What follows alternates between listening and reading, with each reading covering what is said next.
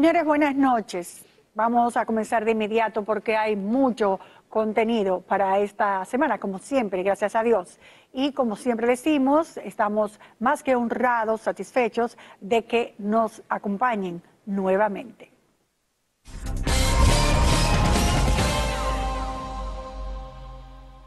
Señores, la incertidumbre en la que se encuentra Haití y el mundo, la complicada trama en torno al asesinato del presidente Moïse, a la que cada día se suman nuevos actores involucrados supuestamente, se han convertido desde el día 1 en un caldo de cultivo para que surjan numerosas teorías que en lugar de esclarecer los hechos generan mucha mayor confusión.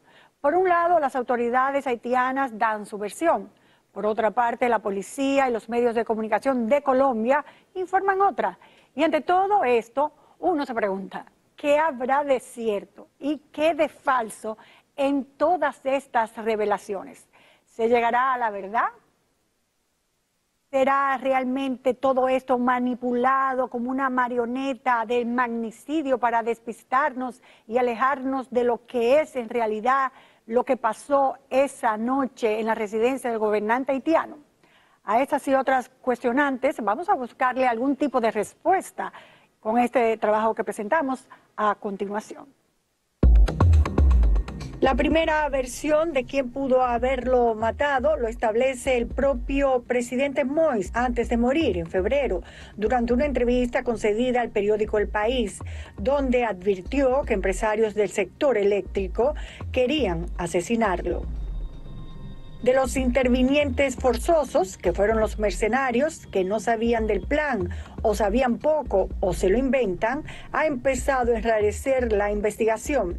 Desde que fue el primer ministro saliente, Claudio Joseph, el médico y pastor haitiano residente en Miami, Cristian Emmanuel Sanón, entre otros muchos, hasta la sospecha que ha recaído sobre la hoy viuda de Jovenel Moïse, Martín Moïse, a raíz del testimonio de Germán Alejandro Rivera, uno de los ex militares colombianos que se encuentra capturado en Puerto Príncipe, quien dijo que la misión era detener al presidente para que luego una mujer bajo el seudónimo de Diamante, de edad de entre 55 y 60 años, asumiera el cargo. Las diferentes versiones de los mercenarios hacen confundir hasta el más inteligente. Algunos han establecido que lo que querían hacer era cumplir una orden de prisión que había contra el mandatario y por eso decían que era la DEA para llevarlo a Estados Unidos para cobrar la recompensa.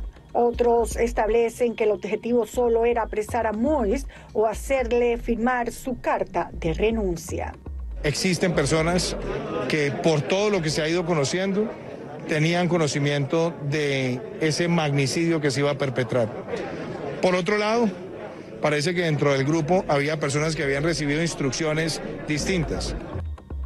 Otros han planteado, como el propio expresidente Leonel Fernández, que el magnicidio pudo ser por motivos personales.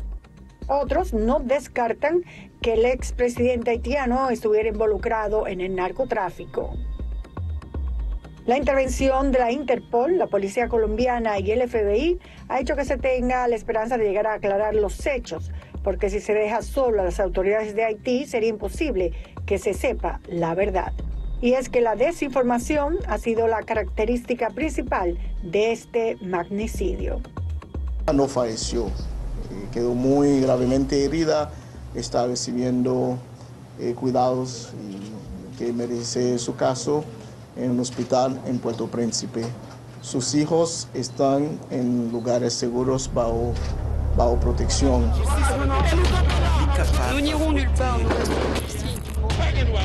Y Emmanuel Sanón. Contra la corrupción, porque el país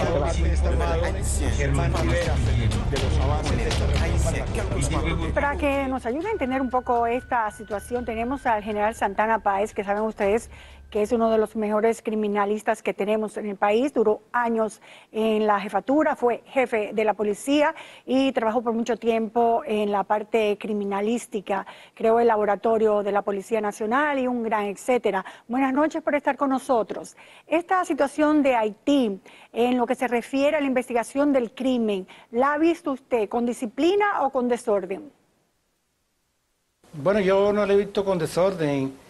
Pienso que hay varias líneas de investigación que se están siguiendo y que yo pienso que ahora se están como un poco más formalizando a partir de la salida del primer ministro. Esta cantidad de información que ya uno no sabe si es cierta o no, si obedece a un plan estratégico para, en vez de informar, desinformar, es muy conocido en este tipo de situaciones, ¿verdad? Sí, eso pasa siempre. Hay varios casos en nuestra área, en el área del Caribe, de casos casi similares que han pasado, que regularmente esa es la costumbre. En un caso como este tan complejo y que apunta a una conspiración desde varios sectores, la investigación se hace un poco confusa, pero sin embargo, después de la entrada de los técnicos, de los equipos científicos, las cosas se van esclareciendo un poco más. Bueno, tuvo que entrar la Interpol y la FBI, pero los medios de comunicación han logrado testimonios de cada uno de los colombianos y cada uno de los colombianos tiene una información diferente, parte de la estrategia para desviar, entiendo yo. Sí, usted tiene mucha razón. Los medios de comunicación tienen acceso a información que regularmente los investigadores no la pueden dar porque se puede dañar la evidencia, se puede viciar y después los abogados de la defensa solicitan que se anule esa evidencia o ese testimonio, pero una vez terminada la investigación, las informaciones fluyen y las cosas van a salir con transparencia. Tenemos a Willy Lora, un experto en la comunicación y sobre todo de estos casos. Y me gustaría saber, Willy, si tú piensas que los medios de comunicación han ayudado o han desinformado. Bueno, yo creo que en cierta parte tenemos que dar un poquitito para atrás. Estamos hablando de que por lo menos los medios colombianos que tienen un interés, porque la gran mayoría de los miembros, la gran mayoría de los miembros del comando que llegó a Haití son colombianos, entonces ellos tienen un interés de limpiar el nombre del país y han estado trabajando muy de cerca con las autoridades colombianas que están manejando una línea de la investigación. Entonces, en ese sentido han estado trabajando. Hay otros medios en República Dominicana también que han estado trabajando su línea de investigación y inclusive en Estados Unidos existen los medios americanos que por el tema del involucramiento del FBI también manejan una línea de investigación. Es importante de entender por qué viene mucho la desinformación y viene de la misma fuente. Recordémonos que mucho de lo que está saliendo sale de lo que dicen las autoridades de Haití y hemos visto cuál diferente ha sido la versión y cómo cambian cada 2 o 3 días de dónde y quién y cómo se dieron los hechos de este magnicidio. Entonces, los medios de comunicación juegan un importantísimo papel en cuanto al tema de informar con veracidad. Pero cuando tu fuente principal, si es el gobierno de Haití, te cambia las versiones cada 2 o 3 días de lo que ha pasado, entonces también son utilizados por las autoridades haitianas en desinformar o poner una idea o una narrativa que no es completamente correcta a lo que está pasando. Entonces sí juegan un papel importante en esto que ha pasado en Haití. Es habitual, se puede ver como una estrategia de comunicación, dar tanta información que desinformen. Definitivamente, y lo hemos visto en otros casos, o sea, el hecho de salir con diferentes líneas de investigación y cambiarte la narrativa cada 2 o 3 días, usualmente se utiliza ese tipo de estrategia para que no se llegue a la realidad concreta. O sea, es dentro de investigaciones como esta, y por eso vimos como el FBI también comenzó a hacer su propia línea de investigación y tiene muy buena relación con los cuerpos investigativos colombianos, porque no confían del todo de la misma investigación que está haciendo el gobierno haitiano. Entonces sí, eso es parte de una estrategia, el decir varias narrativas diferentes del mismo caso para despistar lo que es la realidad. Puede que sea que no tengan todos los elementos, puede que sea de que existan manos que quieran cambiar lo que ha pasado o sacar un mensaje completamente diferente o engañoso. Todo eso es posible, pero de que no se está haciendo directamente coherente los mensajes desde las autoridades haitianas no se está haciendo. General, el hecho de que cada uno de los colombianos de niveles diferentes mantengan informaciones diferentes, posiblemente no se deba a ninguna estrategia de una conspiración, sino ciertamente de un plan conspirativo de matar a una persona y que no todo el mundo debe saber la información. Y el mismo plan en sí mismo crea la desinformación para que cada quien dé la versión que él cree que es la cierta. Eso se acostumbra. Eso se acostumbra, es una estrategia de desinformación. Lo que pasa es que aquí, ahí cada persona, por la lucha de poder, cada persona tenía sus propias estrategias de cómo llegar al poder, de cómo acabar con estas personas, todos los sectores, empresarios, empresas de la construcción, banqueros, todo el mundo. Hay una gran conspiración contra esta persona y ellos aprovecharon el lado mejor, se agenciaron lo que es una orden que no se sabe si es legal, una orden de prisión contra él, y contrataron a esta persona, que uno puede ser mercenario, pero otros no. Pero esta gente fueron entrampados. Hay un doble proceso de entrampamiento. El entrampamiento es una figura jurídica muy americana, muy puertorriqueña, está contenida en el artículo 31 del Código Penal de Puerto Rico, en Colombia también el entrampamiento, y una persona de estas fueron entrampadas, que quizás no sabía lo que no sabían lo que ellos iban a hacer. Por eso es que el gobierno colombiano tiene interés en que se aclare la situación, porque hay un grupo que posiblemente sabía lo que fueran, pero otro grupo no sabía lo que iba. Bueno, general, en estos momentos hay tantos sospechosos, comenzando con el saliente ministro de la presidencia.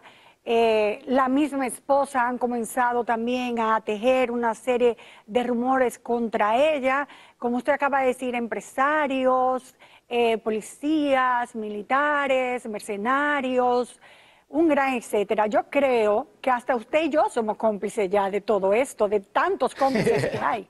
¿Es posible que sea tanta gente? Sí, es mucha gente que está envuelta, porque mucha gente lo querían quitar del poder. Mucha gente quería deponerlo y mucha gente había cooperado económicamente, se había agenciado recursos para sacarlo del poder. Unos con posibilidades, otros sin muchas posibilidades. Habían unos que tenían muchas posibilidades de acceder al poder y a los que más tranquilos estaban. Lo que hay que entender es que mucha gente, ellos son vivos, los haitianos son muy vivos y hay muchos que son muy inteligentes, hay muchos que son muy estrategas. Muchos de ellos se valieron de las gestiones que otros estaban haciendo para contratar agentes de seguridad. Ahí hay gente que son agentes de seguridad que nada tienen que ver con eso. Otros haitianos inteligentes que lo querían tumbar al presidente se valieron de eso, y por eso es que hay tantas líneas de investigación y que el caso ha sido tan complejo. Ahora bien, el hecho de que ya no esté el primer ministro en el poder, eso va a facilitar las cosas, porque cuando un periodista le pregunta si usted, como la gente están hablando de usted, que tiene usted que ver con esto, entonces él dice que no, pero el jefe de la policía lo protege porque es su jefe. El hecho de que él haya salido ya, eso va a facilitar mucho las investigaciones, y también el hecho de que haya un personal profesional como el FBI y la cooperación de otros países, va a tomar un poquito de tiempo, pero se va a aclarar. Por ejemplo, cuando llegue la primera dama de Haití, de inmediato surge un reporte de uno de los colombianos diciendo que todo se hacía porque iba a ser una mujer presidenta la que iba a estar en el palacio y ellos tenían que proteger a la que denominan el diamante. Entonces, ese tipo de manipulación justo el día que llega la primera dama herida a Haití, entonces sale esa información, tú dices, pero espera, aquí hay realmente un conspirador de esto, un gran pensador que va moviendo las informaciones como un juego de ajedrez, porque sacar justo eso el día que llegue la primera dama me pareció altamente sospechoso. Es muy sospechoso, y acordémonos que la primera dama ya existían, no existen todavía los cuestionamientos al papel o no que pudo jugar en esa noche, porque todos vimos cuando sale, cuando llega a Miami en el avión privado y se hablaba de la gravedad de sus heridas y que estaba al borde de la muerte, que se pedía sangre y todo esto, y a los 2 o 3 días llega en un avión privado de regreso a Haití, caminando por sus propias piernas, con un brazo vendado, supuestamente donde tiene las heridas que tienes. Entonces, eso ayudó mucho más a la especulación que se armó enseguida cuando sacaron la información de la famosa diamante. Entonces, por eso te digo que este manejo de narrativas y desinformación es muy grande en un caso tan preocupante como un magnicidio, que tiene muchísimas complicaciones, y no solamente a nivel de Haití, sino también a nivel de la República Dominicana, a nivel de la relación con Colombia y todo eso. Claro, bueno, siguiendo con la primera dama, nosotros consultamos a un ortopeda, porque uno de los misterios mayores es si realmente fue herida por la bala o por balas, o si solo se cayó y se rompió el brazo. Un ortopeda que vio las fotografías que cuando ella bajó del avión y las otras fotografías, nos dijo lo siguiente: no se pone un yeso encima de una herida de bala. Ella tiene un yeso que se llama branquiopalmar y se usa en luxaciones del codo, o sea, se le zafó el codo. Si tuviera alguna herida, se le hace un abierto en el área, una ventana, o se le pone una férula posterior, un medio yeso, lo que da a entender de que no fue una herida de bala, sino que lo que tiene es un sujetador por una dislocación del codo. El hecho de que no sepamos lo que pasó con ella, si fue que la balacearon o fue que se cayó, también eso llama mucha sospecha, ¿no? Claro, y por eso es que hay muchas preguntas que se han quedado sin respuesta. O sea, acordémonos que las personas que entraron a la casa del presidente en esa noche andaban todos con armamentos pesados, armamentos de guerra. O sea, son con tipos de balas que si te dan un balazo en un brazo, por lo menos te destrozan un pedazo del brazo, un pedazo del hueso, y son heridas mayores. Acordémonos también de que de ser mercenarios, cuando van a hacer una misión como esa, yo he consultado con varias personas ex militares que han trabajado en casos de rescate, de alto calibre, y te dicen que cuando llegan a un sitio, a una operación como esa, no queda nadie vivo.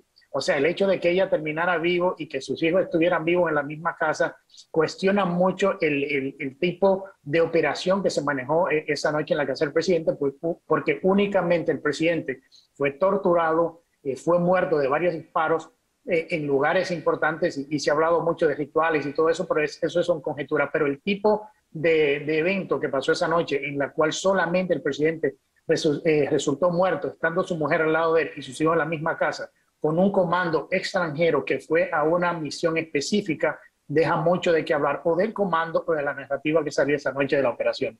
Según su experiencia, ¿quiénes son los más posibles autores de este crimen y cómo se hizo? ¿Cuál es su teoría? Es que no lo puedo decir porque me pueden imputar, y entonces me pueden imputar y yo puedo tener un problema con mucha de esa gente. Sin embargo, yo sí sé que ya la solución de ese caso está cerca. Acuérdense que yo manejé muchas informaciones porque hicimos un convenio con la Policía de Colombia, estuve muy cerca con la Policía de Colombia, con el jefe de la Policía de Colombia del momento, con los generales, con los directores investigativos, y estoy en contacto con ella, estoy en contacto con los pasados jefes de policía de Haití, y manejo un nivel de información. Pero ¿qué pasa? Que ahora con este proceso acusatorio, si digo una cosa tengo que probarlo, yo no tengo licencia para eso. Sin embargo, los periodistas sí tienen licencia y pueden hacer muchos tipos de suposiciones que nosotros no podemos hacer. ¿Se ha podido determinar si él estaba involucrado en el narco? Yo no pienso, no hay una evidencia directa, indirecta o circunstancial que nos lleve a pensar que él estaba envuelto en asuntos de narcotráfico. Además que no era la vía tampoco, porque hay otras vías para eso. Por eso fue que dijeron que eran de la DEA. Como la DEA brega con eso, sin embargo, la DEA lo desmintió. Hay unos canales diplomáticos, hay una cooperación internacional para eso, y esas cosas no se manejan así.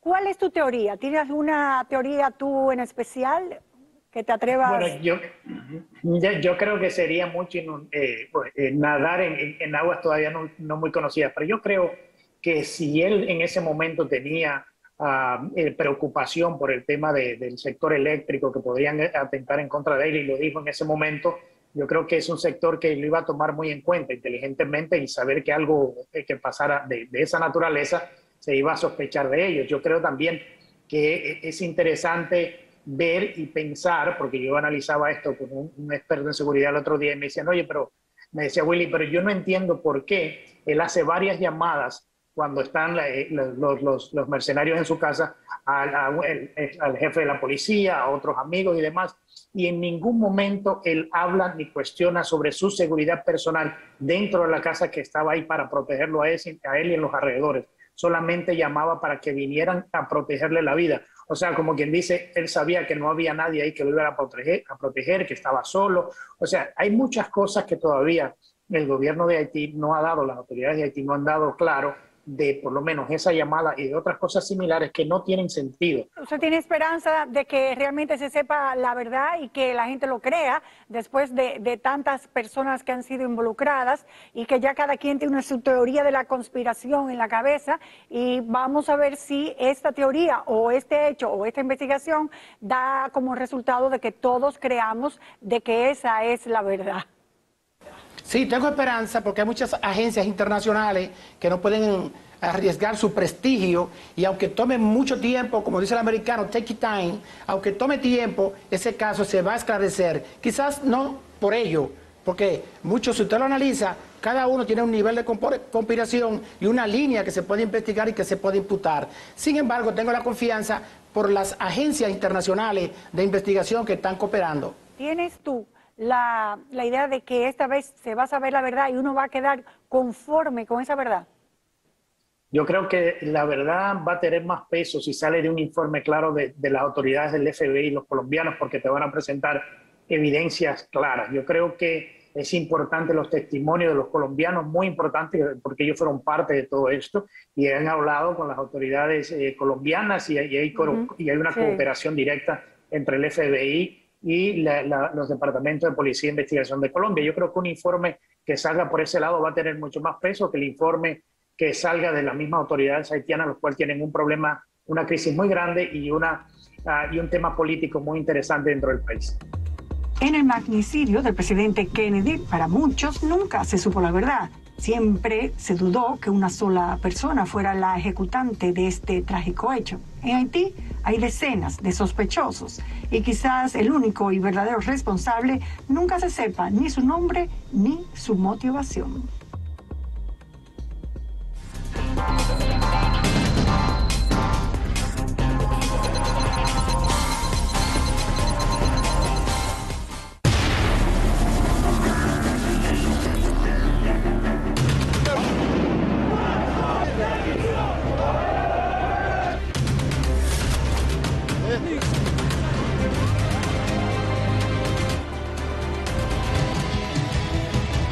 Kennedy